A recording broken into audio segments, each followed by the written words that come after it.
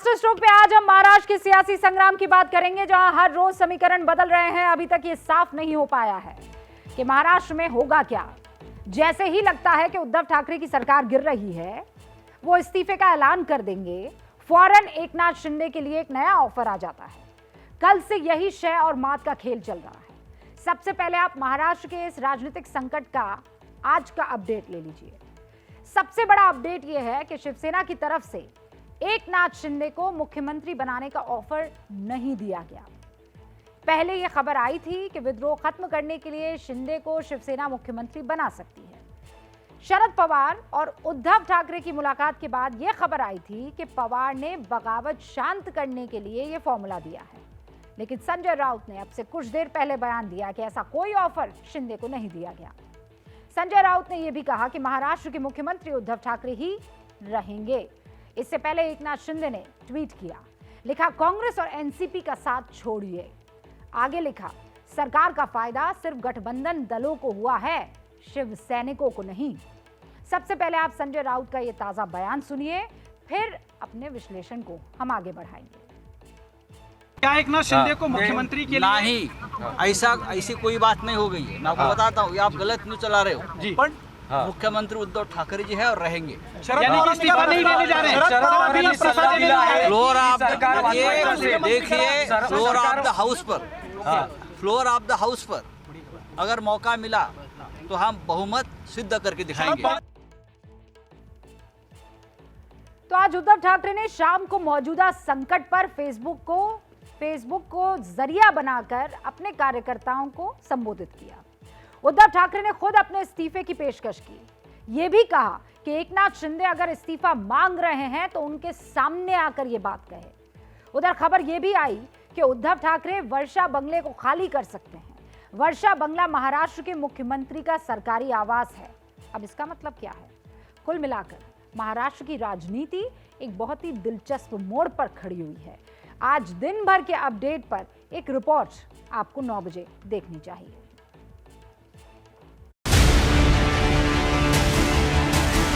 महाराष्ट्र गर्व से कहो हम हिंदू है। शिवसेना आणि हिंदुत्व हे दोन घट्ट एकमेकांमध्ये गुंफलेले जोडलेले हे शब्द आहेत। पार्टी के सभी नेताओं ने जो संदेश दिया है कि संयम रखिए, लोग वापस आ जाएंगे। इन गद्दारों का हम हमारी भाषा में निषेध करते हैं। इन गद्दारों को कड़ी से कड़ी सजा दी जाए। धोखा, गद्दारी, अवसरवादिता या फिर विचारधारा की लड़ाई, इन्हीं शब्दों के इर्द गिर्द महाराष्ट्र की सियासत इस वक्त घूम रही है। सुविधा अनुसार एक दूसरे पर आरोप लग रहे हैं, क्योंकि जो धड़ा एकनाथ शिंदे के साथ अलग हुआ है उसका मुद्दा विचारधारा का है। वो लगातार यही दावा कर रहे हैं कि उनकी विचारधारा हिंदुत्व की है।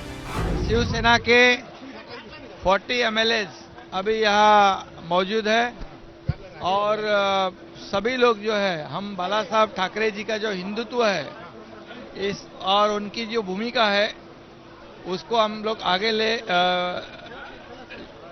ले जाना चाहते हैं। एबीपी न्यूज के साथ फोन पर एक्सक्लूसिव बातचीत में भी एकनाथ शिंदे ने यही बात दोहराई।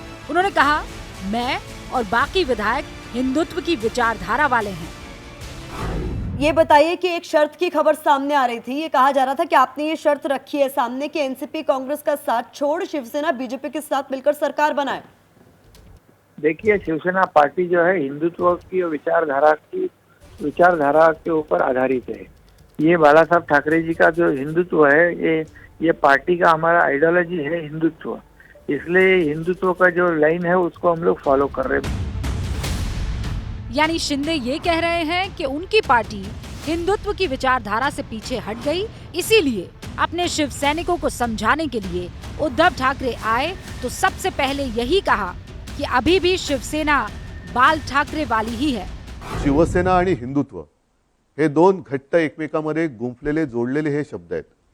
शिवसेना कदापि हिंदुत्वापासून आणि हिंदुत्व कदापि शिवसेनेपासून दूर होऊ शकत नाही, कारण शिवसेना प्रमुखांनी जो एक कानमंत्र दिलेला आहे कि हिंदुत्व हा आमचा श्वास है।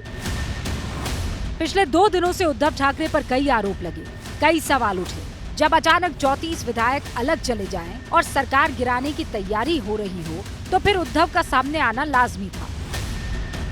वो आज फेसबुक लाइव पर इन तमाम बातों का जवाब देने के लिए आए भी।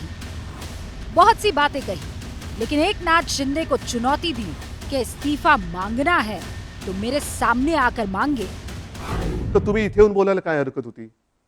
सुरतला जाऊन बोलण्यापेक्षा, आणखीन कुठेतरी जाऊन बोलण्यापेक्षा सरळ समोर यायचं आणि सांगायचं की उद्धवजी तुम्ही कारभार करायला नालायक आहात, हे कोविडच्या काळातले टॉप 5 वगैरे सोडून द्या, आम्हाला तुम्ही मुख्यमंत्री पदी नको।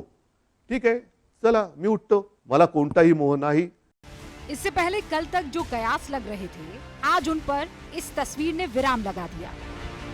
इसमें शिवसेना के वो 34 विधायक हैं जो उद्धव को छोड़कर एकनाथ शिंदे के साथ है।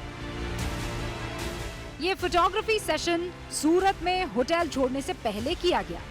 तस्वीर में भले ही 34 विधायक दिख रहे हों, लेकिन एकनाथ शिंदे 46 विधायक होने का दावा कर रहे हैं।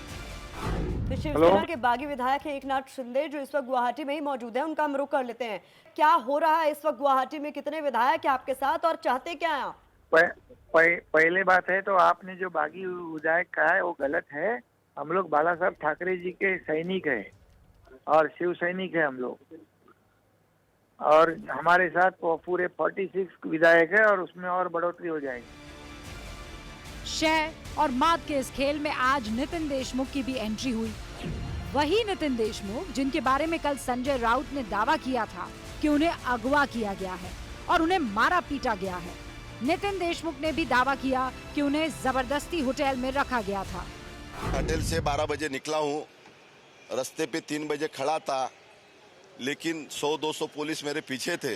बाद में 100-150 पुलिस ने उठा के मेरे को हॉस्पिटल में लेके गए और वहाँ ऐसा एक नाटक रचा है कि मेरे को अटैक आ गया। अटैक आने का कारण बता के कुछ तो भी मेरे बॉडी पे प्रक्रिया करना चाहते थे, यानी मेरा घात करना चाहते थे, लेकिन ईश्वर की कृपा से मैं सही सलामत हूँ, अभी भी अच्छा हूँ।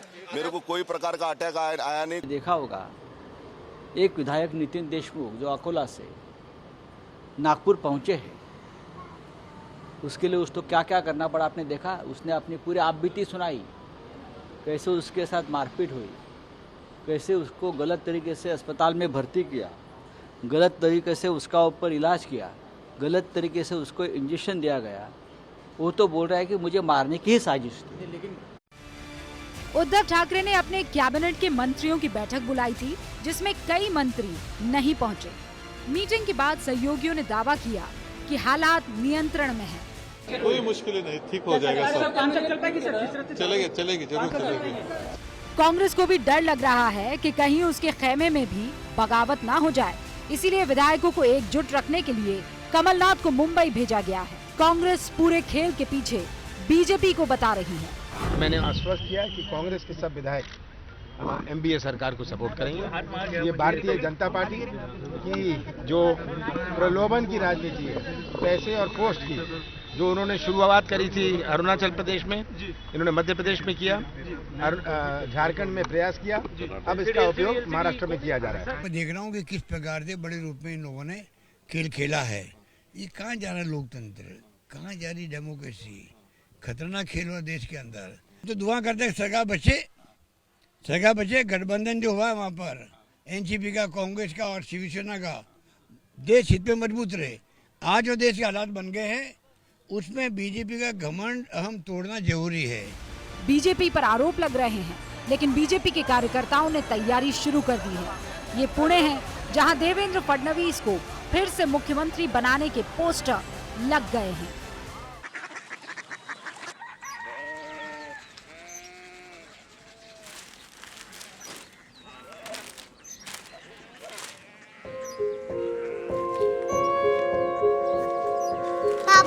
बाबा कोरिया सिटी जानी ना।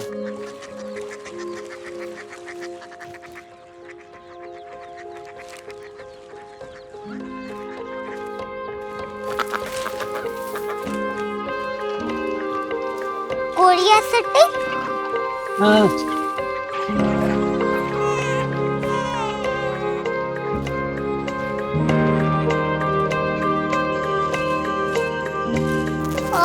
कोरिया सिटी कहाँ पे है? शहर अंग्रेजी लगे हैं।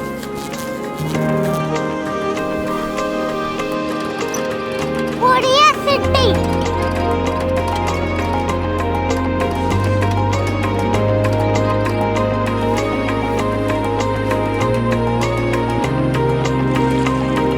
वो बहुत दूर है।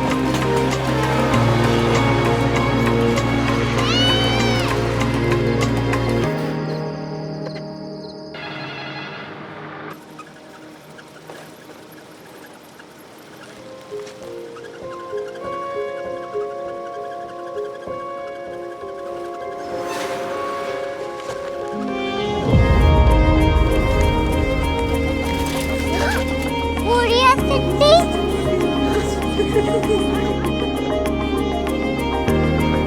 दुनिया को बोलना नहीं, कुछ लोग बड़े होते हैं। क्यूरियोसिटी कहाँ है? प्रोफेसर साहब को पता होगा। हो, ये छोटा वाला ग्लोब लगता है और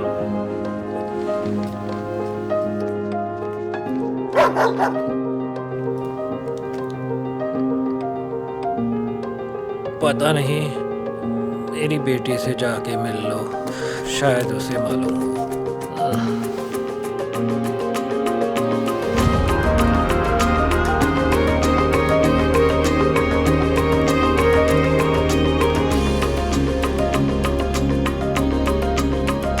हाय,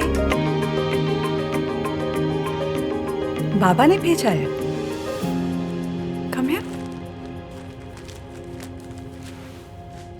क्यूरियोसिटी। कोरिया सिटी नहीं, क्यूरियोसिटी। वो क्या? That's what brought you here? जो तुम्हें यहाँ तक ले आया। क्यूरियोसिटी।